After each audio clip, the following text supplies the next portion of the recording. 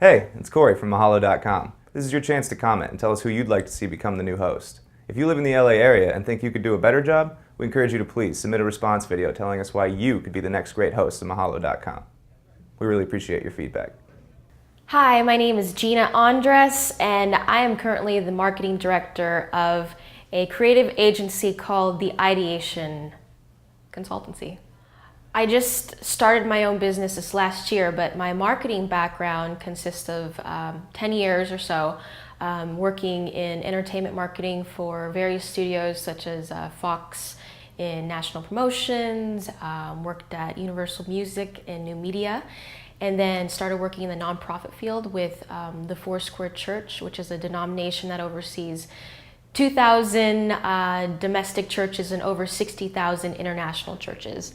So did everything from branding to brand identity, creative direction, events, production, the whole spectrum. I feel, I guess, that I'd be the best host for these series just because of my experience in marketing, and if that's the topic, particularly with business and entrepreneurship, then I feel that my last year of just trying to put this business together can contribute to this community. I feel that I can communicate it in a professional and fun way.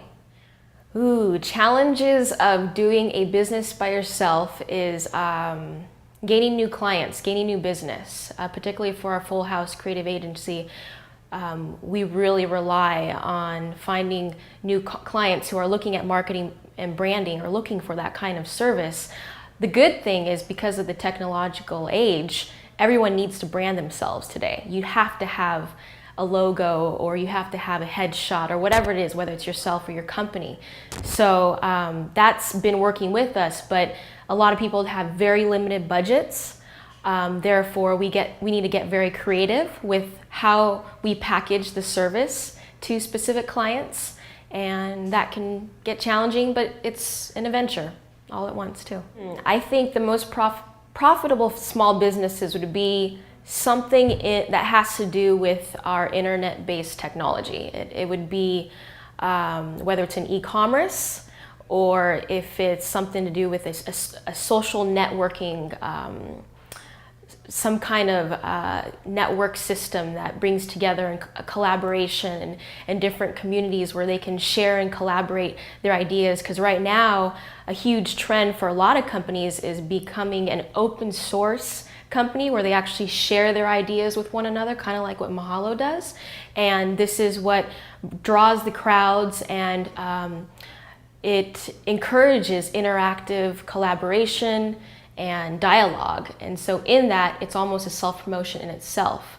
So I highly advise even what Mahalo is doing as a great startup entrepreneurship business. Hi, I'm Stuart Smith. I am retired Vice President of Corporate Finance for Dell Computer. When I started there in 1991, we had 200 employees. When I left, we had 40,000 employees, so I know a little bit about growing a business. We grew the business completely organically from within, from money generated from within the company. We did do an initial stock offering in the beginning, so I'm familiar with how to raise money in the equity markets, how to raise money through debt, how to leverage receivables, and basically how to manage your company and generate the funds you need to grow your business. My college background is a degree in accounting and finance from the University of Cincinnati. Then I started to work for IBM and then Price Waterhouse. So extensive financial background and operational background. For a while at Dell, I was a vice president of America's operations, ran all the internal distribution, purchasing, and in-house warehouse management. So I have a feel for how a company works inside and out. Gosh, entrepreneurs, you get just immediate and direct feedback from your decisions. And you get to take ownership of your decisions. I struggled when I went into consulting with PricewaterhouseCoopers for a while, because there we were giving recommendations, but we couldn't implement anything. And I found that I had to get back to running something. And that's the fun of it. The best days and the worst days at work are always people related. My best days is when somebody just had a great day, and my worst days, unfortunately, were days where things weren't going so good for us or the people. So it's just an amazing, amazing thing to be able to create jobs and create wealth with people and to give them something challenging to do and gives them something fun to do. Well, I think it's because I've done it. And not all my decisions were good ones. I mean, you don't take a company from nothing to 40,000 employees and not make a few mistakes along the way. And so I think I learned as much from my mistakes as I did my successes, and hopefully I can help people avoid some of the mistakes that we either made or nearly made along the way. Well, I think that the fields that are certainly the growth fields in the short term are the ones that, hate to say it, but could take almost advantage of the economic situation we're in right now. A lot of things are very much undervalued, hard assets, land, some companies. And if you have a great idea and some people with a turnaround idea, things are really, really undervalued out there from traditional values. So if you see something out there that you're good at, say it's a sporting goods store, say you think you're really good adventurer, a pilot, any of those things. Airplanes are cheap. Boats are cheap, and if you can somehow find a way to take those kinds of things and have a good idea to run a business, you can find the assets that you need to run those businesses very inexpensively right now. So again, it's a kind of capitalizing on a bad situation, but if you can drum up the capital and the people to do it, then boy, it's the time to buy right now. It's the time to be buying things. Sarah Leonards. I currently work for LVP Productions as a producer.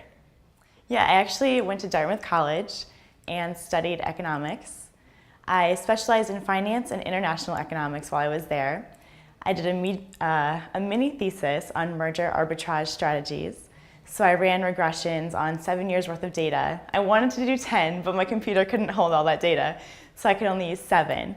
And I was able to get the data from the Tuck School of Business. While I was at Dartmouth, I also had 2 internships on Wall Street. I worked for a boutique hedge firm, and then I worked for an asset management firm.